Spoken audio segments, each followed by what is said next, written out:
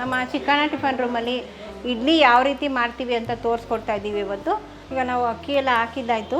ಈಗ ಇದನ್ನು 2 ಸಲ 3 ಸಲ ಚೆನ್ನಾಗಿ ತೊಳೆದು 2 ಅವರ್ ನೆನೆಯಾಗಿ ಬಿಡಬೇಕು. ಈಗ ಅಕ್ಕಿ ರುಬ್ಕೊಂಡಿದ್ದೀವಿ, ಇದನ್ನು ಬೌಲ್ಗೆ ಹಾಕ್ಕೊಳ್ಳೋಣ. ಈ ಕನ್ಸಿಸ್ಟೆನ್ಸಿಗೆ ನೀವು ರುಬ್ಕೋಬೇಕು ತರಿಯಾಗಿ. ಈಗ ಉದ್ದಿನ ಬೇಳೆನ ನಾವು ನುಣ್ಣಗೆ ರುಬ್ಕೊಂಡಿದ್ದೀವಿ. ಬನ್ನಿ ಈಗ ಇದನ್ನು ಒಂದು 8 ಅವರ್ಸ್ ಬಿಡೋಣ ಫರ್ಮೆಂಟ್ ಆಗೋದಕ್ಕೆ. ಚಟ್ನಿನ ರುಬ್ಬೋವಾಗ ತುಂಬ ನೈಸಾಗಿ ರುಬ್ಕೋಬಾರ್ದು, ಸ್ವಲ್ಪ ತರಿ ಇರಬೇಕು, ಆವಾಗ ಚೆನ್ನಾಗಿರುತ್ತೆ ಟೇಸ್ಟ್ಗೆ. ನೈಸ್ ಆದರೆ ಚೆನ್ನಾಗಿರಲ್ಲ, ತುಂಬ ನೈಸ್ ಮಾಡಬಾರ್ದು. ಈಗ ಚಟ್ನಿ ರೆಡಿಯಾಗಿದೆ, ಇದನ್ನು ಒಂದು ಬೌಲ್ಗೆ ಟ್ರಾನ್ಸ್ಫರ್ ಮಾಡ್ಕೊಳ್ಳೋಣ. ಈಗ 8 ಅವರ್ ಫರ್ಮೆಂಟ್ ಆಗಿರೋವಂಥ ಇಡ್ಲಿ ಹಿಟ್ಟು ರೆಡಿ ಇದೆ. ಬನ್ನಿ ಇವಾಗ ಇಡ್ಲಿ ಮಾಡೋಣ. ನಾವು ಇಡ್ಲಿ ಬೇಯೋಕ್ಕಿಡೋಕ್ಕೆ ಮುಂಚೆ ಅದು ನೀರು ಕುದೀತಾ ಇರಬೇಕು, ಆಮೇಲೆ ನಾವು ಇಡ್ಲಿಗೆ ಇಡಬೇಕು, ಆವಾಗ ಇಡ್ಲಿ ತುಂಬ ಚೆನ್ನಾಗಿ ಬರುತ್ತೆ. ಈಗ ಇವಾಗ 15 ನಿಮಿಷ ಬೇಯಬೇಕು. ಈಗ ನಾವು ಇಡ್ಲಿ ಇಟ್ಟಿದ್ವಲ್ಲ 15 ನಿಮಿಷ ಆಯಿತು, ಅದು ಬೆಂದಿದೆ. ಈಗ ನೋಡಿದ್ರಲ್ಲ ಸ್ನೇಹಿತರೆ, ಈಗ ಮೃದುವಾಗಿರುವಂಥ ಹತ್ತಿಯಂಥ ಇಡ್ಲಿಗಳು ರೆಡಿಯಾಗಿದೆ.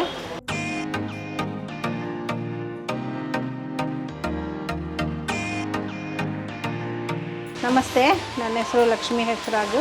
ನಾವು ಚಿಕ್ಕಣ್ಣ ಟಿಫನ್ ರೂಮಿಂದ ಮಾತಾಡ್ತಾ ಇದ್ದೀವಿ. ಇದು ನಮ್ಮ ಲೊಕೇಶನ್ ಬಂದು ಕಬ್ಬನ್ಪೇಟೆ ಮೇನ್ ರೋಡು. ನಾವು ಬಂದು ಕಾರ್ಪೊರೇಷನ್ ಮತ್ತು ಮೈಸೂರು ಬ್ಯಾಂಕ್ಗೂ ಮಧ್ಯದಲ್ಲಿದ್ದೀವಿ. ಕಬ್ಬನ್ಪೇಟೆ ಮೇನ್ ರೋಡಿಗೆ ಬಂದರೆ ನೀವು 30ನೇ ಕ್ರಾಸಲ್ಲಿ ನಮ್ಮದು ಬೋರ್ಡ್ ಕಾಣುತ್ತೆ, ನೀವು ಈಸಿಯಾಗಿ ಗುರ್ತಿಸ್ಕೋಬೋದು.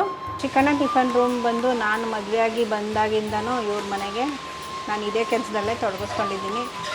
ಇದು ಒಂದು 60 ವರ್ಷ ಹಳೆಯ ಹೋಟೆಲ್ಲು.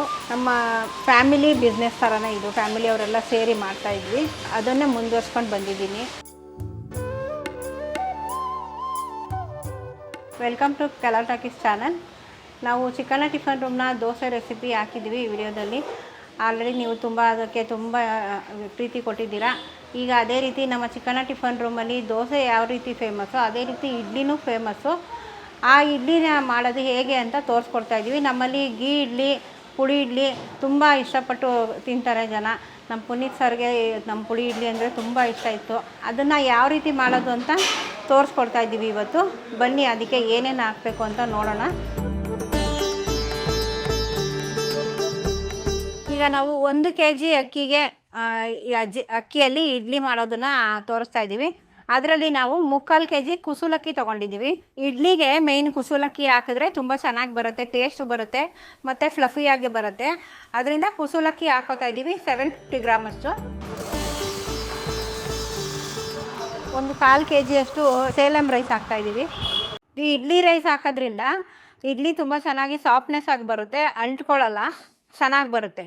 ಈ ಇಡ್ಲಿ ರೈಸ್ನ ಸೇಲಂ ರೈಸ್ ಅಂತಾರೆ, ಇಡ್ಲಿ ರೈಸ್ ಅಂತಾರೆ, ಎಲ್ಲ ಥರನೂ ಕರೀತಾರೆ, ಎಲ್ಲ ಒಂದೇ. ಅದು ಮೆಂತ್ಯ ಹಾಕ್ತಾಯಿದ್ದೀವಿ, 1 ಸ್ಪೂನಷ್ಟು ಮೆಂತ್ಯ, 100 ಗ್ರಾಮಷ್ಟು ಸಬ್ಬಕ್ಕಿ,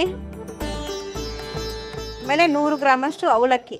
ಇದೆಲ್ಲ ಇಡ್ಲಿಗೆ ತುಂಬ ಟೇಸ್ಟ್ ಕೊಡುತ್ತೆ ಮತ್ತು ಸಾಫ್ಟ್ನೆಸ್ಸು ಕೊಡುತ್ತೆ. ಈಗ ಅಕ್ಕಿಯಲ್ಲಿ ಹಾಕ್ಕೊಂಡಿದ್ದೀವಿ. ಈಗ ಉದ್ದಿನಬೇಳೆ ಹಾಕ್ತಾಯಿದ್ದೀವಿ. 250 ಗ್ರಾಮ್ ಉದ್ದಿನಬೇಳೆ, 4 kg ಅಂದರೆ 1 ಲೋಟ ಅಷ್ಟು ಬರುತ್ತೆ. ಅದು 4 ಲೋಟ ಅಕ್ಕಿ ಹಾಕಿದ್ದೀವಿ, ಇದಕ್ಕೆ 1 ಲೋಟ ಉದ್ದಿನಬೇಳೆ. ಈಗ ನಾವು ಅಕ್ಕಿ ಎಲ್ಲ ಹಾಕಿದ್ದಾಯಿತು. ಈಗ ಇದನ್ನು 2 ಸಲ 3 ಸಲ ಚೆನ್ನಾಗಿ ತೊಳೆದು 2 ಅವರ್ ನೆನೆಯಾಗಿ ಬಿಡಬೇಕು. ಈಗ ಕೆಲವರು ಇದನ್ನು ದೋಸೆ ಅಕ್ಕಿಲೇ ಇಡ್ಲಿ ಮಾಡ್ತಾರೆ, ಆವಾಗ ಅದು ಸ್ವಲ್ಪ ಚೆನ್ನಾಗಿ ಬರಲ್ಲ ಮನೆಯಲ್ಲಿ. ಇಡ್ಲಿಗೆ ಬೇರೆ ವೆರೈಟಿ ಹಾಕಬೇಕು, ದೋಸೆಗೆ ಬೇರೆ ಇರುತ್ತೆ. ಈಗ ಕುಸುಲಕ್ಕಿ ಇದನ್ನೇ ಇಡ್ಲಿಗೆ ಹಾಕಬೇಕು. ದೋಸೆ ಅಕ್ಕಿಯಲ್ಲಿ ಇಡ್ಲಿ ಮಾಡಿದ್ರೆ ಅದು ಸ್ವಲ್ಪ ಅಂಟಂಟು ಬರುತ್ತೆ, ಅಷ್ಟು ಸಾಫ್ಟ್ನೆಸ್ ಬರಲ್ಲ. ಈಗ ನಾವು ತೋರಿಸಿರೋ ರೀತಿಯಲ್ಲಿ ಮಾಡಿದ್ರೆ ನಿಮಗೆ ಇಡ್ಲಿ ತುಂಬ ಚೆನ್ನಾಗಿ ಬರುತ್ತೆ. ಮಾಡಿ ನೋಡಿ ಹೇಗೆ ಬಂತು ಅಂತ ಕಮೆಂಟಲ್ಲಿ ತಿಳಿಸಿ. ಈಗ ಇದನ್ನು ತೊಳೆಯೋಣ, ತೊಳೆದ್ಬಿಟ್ಟು 2 ಅವರ್ ಬಿಡೋಣ, ಆಮೇಲೆ ರುಬ್ಬೋದು. ಈಗ ನಾವು ಅಕ್ಕಿ ತೊಳೆದು ನೆನೆಯಕ್ಕೆ ಇಟ್ಟಿದ್ವಲ್ಲ, 2 ಅವರ್ ಆಗಿದೆ, ಅದನ್ನು ಈಗ ರುಬ್ಕೊಳ್ಳೋಣ. ಬನ್ನಿ ಈಗ ಅಕ್ಕಿನ ರುಬ್ಬಕ್ಕೆ ಹಾಕ್ತಾಯಿದ್ದೀವಿ. ಅಕ್ಕಿ ರುಬ್ಕೊಳ್ಳೋಣ. ನಾವು ಇಡ್ಲಿಗೆ ರುಬ್ಕೊಳ್ಳೋವಾಗ ತರಿಯಾಗಿರಬೇಕು ಸ್ವಲ್ಪ, ಆವಾಗ ಇಡ್ಲಿ ಚೆನ್ನಾಗಿರುತ್ತೆ. ಜಾಸ್ತಿ ನೈಸ್ ಮಾಡಬಾರ್ದು, ದೋಸೆ ಥರ ನೈಸ್ ರುಬ್ಬಾರ್ದು. ಈಗ ಅಕ್ಕಿ ರುಬ್ಕೊಂಡಿದ್ದೀವಿ, ಇದನ್ನು ಬೌಲ್ಗೆ ಹಾಕ್ಕೊಳ್ಳೋಣ. ಈ ಕನ್ಸಿಸ್ಟೆನ್ಸಿಗೆ ನೀವು ರುಬ್ಕೋಬೇಕು ತರಿಯಾಗಿ. ಈಗ ನಾವು ನೆನೆಸಿಟ್ಟಿರೋಂಥ ಉದ್ದಿನಬೇಳೆನೂ ಸಪ್ರೇಟಾಗಿ ರುಬ್ಕೊಳ್ಳೋಣ. ಅಕ್ಕಿ ಸಪ್ರೇಟಾಗಿ, ಉದ್ದಿನಬೇಳೆ ಸಪ್ರೇಟಾಗಿ ನಾನು ರುಬ್ಕೊತಾ ಇದ್ದೀನಿ. ಈಗ ಉದ್ದಿನಬೇಳೆನ ನಾವು ನುಣ್ಣಗೆ ರುಬ್ಕೊಂಡಿದ್ದೀವಿ. ಉದ್ದಿನಬೇಳೆನ ತುಂಬ ನೈಸಿಗೆ ರುಬ್ಕೋಬೇಕು. ಅಕ್ಕಿ ಮಾತ್ರ ಸ್ವಲ್ಪ ತರಿ ಇರಬೇಕು. ಇದನ್ನು ಹಾಕ್ಕೊಳ್ಳೋಣ ರುಬ್ಬಿರೋದಕ್ಕೆ. ಸ್ನೇಹಿತರೆ, ಈಗ ನಾವು ನೆನೆಸಿಟ್ಟಿರೋ ಅಕ್ಕಿನ ಮತ್ತು ಉದ್ದಿನಬೇಳೆನ ರುಬ್ಬಿದ್ದೀವಿ. ಅಕ್ಕಿ ಸ್ವಲ್ಪ ತರಿಯಾಗಿ ರುಬ್ಬಿದ್ದೀವಿ, ಉದ್ದಿನಬೇಳೆ ತುಂಬ ನೈಸಾಗಿ ರುಬ್ಕೊಂಡಿದ್ದೀವಿ. ಅದಕ್ಕೆ ಈಗ ಉಪ್ಪು ಹಾಕಿ ಎತ್ತಿಡೋಣ. ನಾವು ಉಪ್ಪನ್ನ ಮೇಲೆ ಹಾಕಿ ಬಿಟ್ಟಿದ್ದೀವಿ, ಅದು ಫರ್ಮೆಂಟ್ ಆಗೋಕ್ಕೆ ಹೆಲ್ಪ್ ಮಾಡುತ್ತೆ. ಬನ್ನಿ ಈಗ ಇದನ್ನು ಒಂದು 8 ಅವರ್ಸ್ ಬಿಡೋಣ ಫರ್ಮೆಂಟ್ ಆಗೋದಕ್ಕೆ. ಆಮೇಲೆ ನಾವು ಇಡ್ಲಿ ಮಾಡೋದನ್ನು ನೋಡೋಣ. ಈಗ ನಾವು ನಮ್ಮ ಚಿಕ್ಕಣ್ಣ ಟಿಫನ್ ರೂಮ್ನಲ್ಲಿ ತುಂಬ ಫೇಮಸ್ ಆಗಿರುವಂಥ ಚಟ್ನಿ ಹೇಗೆ ಮಾಡೋದು ಅಂತ ನೋಡೋಣ ಬನ್ನಿ. ಇದನ್ನು ನಾವು ಮಸಾಲೆ ದೋಸೆಗೆ, ಪಲಾವ್ಗೆ, ಚಿತ್ರಾನ್ನಕ್ಕೆ, ದೋಸೆಗೆ, ಖಾಲಿ ದೋಸೆಗೆ ಎಲ್ಲದಕ್ಕೂ ಇದನ್ನೇ ನಾವು ಬಳಸೋದು. ಮಸಾಲೆ ದೋಸೆ ಒಳಗಡೆನೂ ನಾವು ಇದೇ ಚಟ್ನಿನೇ ಹಾಕೋದು.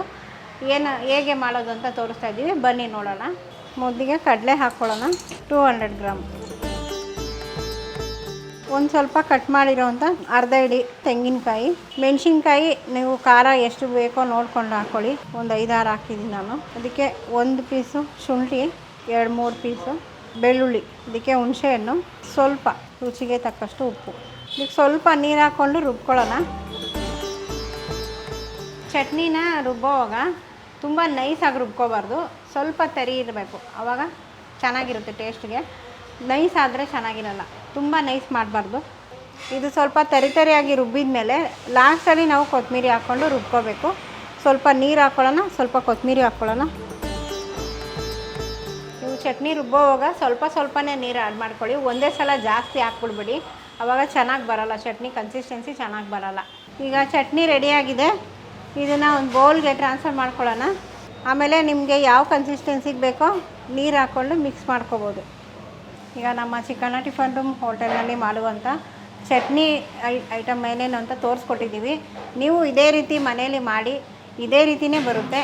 ಈಗ 8 ಅವರ್ ಫರ್ಮೆಂಟ್ ಆಗಿರೋವಂಥ ಇಡ್ಲಿ ಹಿಟ್ಟು ರೆಡಿ ಇದೆ. ಬನ್ನಿ ಇವಾಗ ಇಡ್ಲಿ ಮಾಡೋಣ.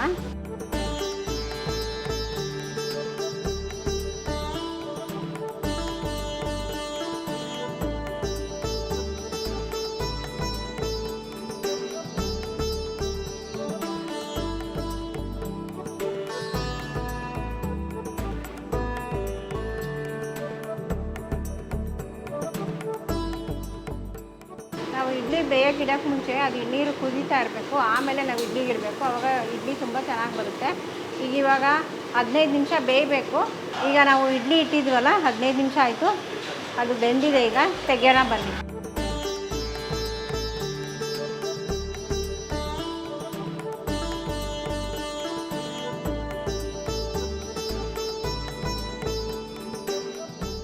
ನೋಡಿದ್ರಲ್ಲ ಸ್ನೇಹಿತರೆ, ಈಗ ಮೃದುವಾಗಿರುವಂಥ ಹತ್ತಿಯಂಥ ಇಡ್ಲಿಗಳು ರೆಡಿಯಾಗಿದೆ. ಬನ್ನಿ ಈಗ ಇದರಲ್ಲೇ ಇನ್ನೊಂದು ವೆರೈಟಿ ಪುಡಿ ಇಡ್ಲಿ ಹೇಗೆ ಮಾಡೋದು ಅಂತ ತೋರಿಸ್ತಾ ಇದ್ದೀವಿ. ಬನ್ನಿ ನೋಡೋಣ.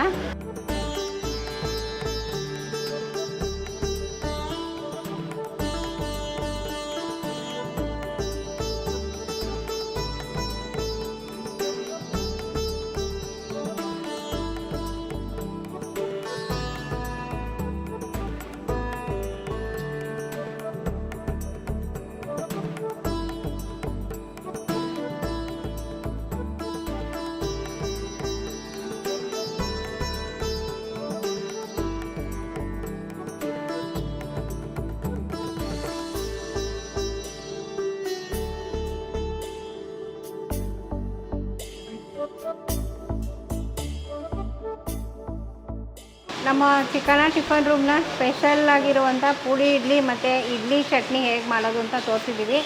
ನೀವು ಮನೇಲಿ ಟ್ರೈ ಮಾಡಿ ಹೇಗೆ ಬಂತು ಅಂತ ನಮಗೆ ತಿಳಿಸಿ. ನಮ್ಮ ಹೋಟೆಲ್ಗೂ ಒಮ್ಮೆ ಭೇಟಿ ನೀಡಿ, ನಮ್ಮಲ್ಲಿ ಹೇಗಿದೆ ಅಂತ ಟೇಸ್ಟ್ ಮಾಡಿ ಹೇಳಿ.